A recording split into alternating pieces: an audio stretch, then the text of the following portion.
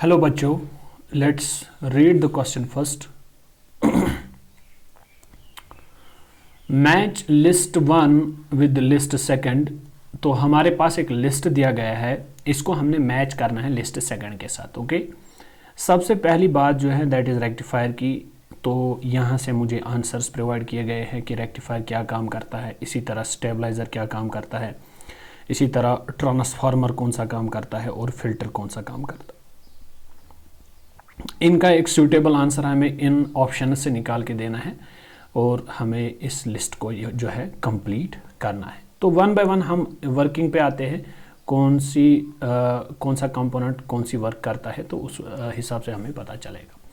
अगर हम की कॉन्सेप्ट पे जाते हैं, की कॉन्सेप्ट के अंदर हम बात करेंगे। सबसे पहले अगर रेक्टिफायर की बात की जाए तो रेक्टिफायर क्या होता है, रेक्टिफायर के केस में अगर हम बात करेंगे तो ये एक ऐसा इलेक्ट्रॉनिक डिवाइस होता है जो क्या काम करता है। ये एक इलेक्ट्रॉनिक डिवाइस होता है, ये कन्वर्ट करता है एसी कंपोनेंट को डीसी कंपोनेंट के अंदर। यानी rectifier is an electronic device that is used in the conversion of alternating current into direct current. तो ये अल्टरनेटिंग एसी करंट जो है, ये अल्टरनेटिंग करंट जो है उसको किस में कन्वर्ट करता है, ये उसको डीसी करंट में कन्वर्ट करता है। ठीक है, तो इस वाले केस में जो है रेक्टिफायर जो है इसके अंदर डायोड्स का यूज़ किया गया होता है। डायोड्स आर यूज्ड, यानी पीएन जंक्शन डायोड्स। जो हमारे पास पीएन जंक्शन डायोड्स होते हैं, इस रेक्टिफायर में हम पीएन जंक्शन डायोड्स का यूज़ करते हैं। सबसे पहले देखते हैं कि अगर हमारे पास एक रेक्टिफायर है तो इसको देखेंगे हम ऑप्शंस के थ्रू। यूज्ड इधर फॉर स्टेपिंग अप और stepping down the AC voltage, नहीं। Used to convert AC voltage into DC voltage. जहां तक मुझे लग रहा है फिलहाल ये ऑप्शन मेरा सही आ रहा है फॉर रेक्टिफायर। तो क्या मैं ऐसे लिख सकता हूं, जो मेरा ऑप्शन ए है उसका आंसर जो है वो सेकंड मैच लिस्ट सेकंड में जो है बी पार्ट आ रहा है। फिलहाल मेरा एक ऑप्शन बन गया। दूसरा, अब स्टेबलाइजर की बात करते हैं। स्टेबलाइजर पे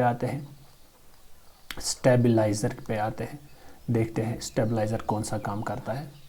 जो है यहाँ पे जो हमारा स्टेबलाइजर होता है, तो स्टेबलाइजर जो है ये तो एक तो ये डिटेक्ट करता है वोल्टेज को, जो हमारी voltage detects voltage fluctuations in the house hold appliances.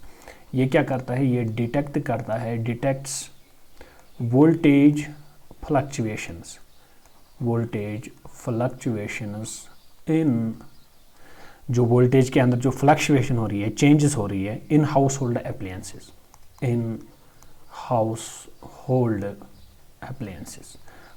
Appliances के अंदर अगर आपके पास जो वोल्टेज है उसके अंदर फ्लक्चुएशन मिल रही है, तो उस फ्लक्चुएशन को रोकने के लिए या ताकि हमारा जो एक्सटर्नल सर्किटरी है वो इफेक्ट ना हो जाए, तो उस चीज़ को बचाने के लिए हम स्टेबलाइजर का काम करते हैं।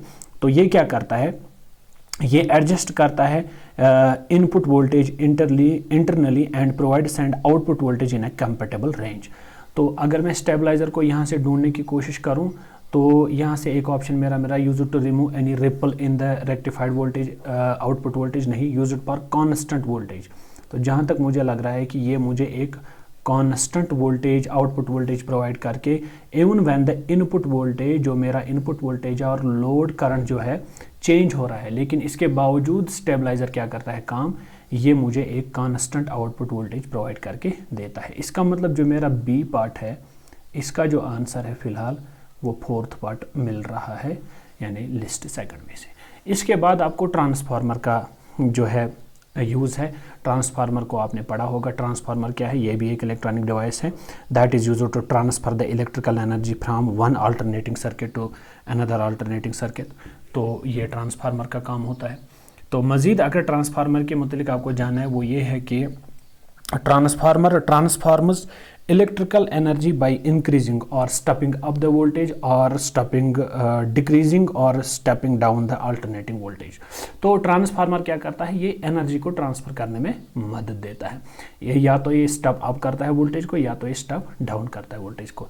तो यहाँ से आपका ऑप्शन ये है कि used either for stepping up और स्टेपिंग डाउन, लेकिन ख्याल रखना है एसी वोल्टेज को करता है काम। इसका मतलब ट्रांसफार्मर आपका सी पार्ट था और इसका आंसर जो है ऑप्शन के हिसाब से लिस्ट सेकंड में से वो आपका ऑप्शन ए है। फिलहाल 3 चीज़ें आ गई। अब फाइनली आपका रहता है फिल्टर। फिल्टर क्या करता है काम, फाइनली एक ही ऑप्शन बचता है, that is used to remove any. Filter क्या करता है काम, used to remove any ripple in the rectified output voltage.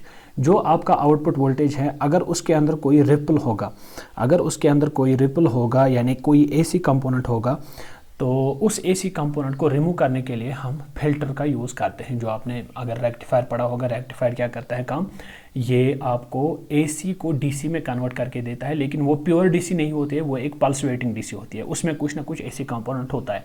उसी एसी कंपोनेंट को निकालने के लिए हम फिल्टर का यूज़ करते हैं। तो फिल्टर क्या करता है finally, it is used to remove any ripple in the rectified output voltage. तो ये है आपका डी ऑप्शन था फिल्टर। फिल्टर के केस में आपका ऑप्शन जो है वो थर्ड पार्ट आएगा। From this data we can come to the conclusion. तो ए का आपको सेकंड ऑप्शन मिल रहा है, ए का सेकंड ऑप्शन मिल रहा है, बी का फोर्थ ऑप्शन मिल रहा है और सी का फर्स्ट ऑप्शन मिल रहा है और डी का थर्ड ऑप्शन मिल रहा है। इस तरह से आपका जो ऑप्शन ए है वो क्लियर ऑप्शन है, करेक्ट ऑप्शन है, रेस्ट ऑप्शन सारे क्या है, गलत है। Hope you got the answer of this question. Thank you.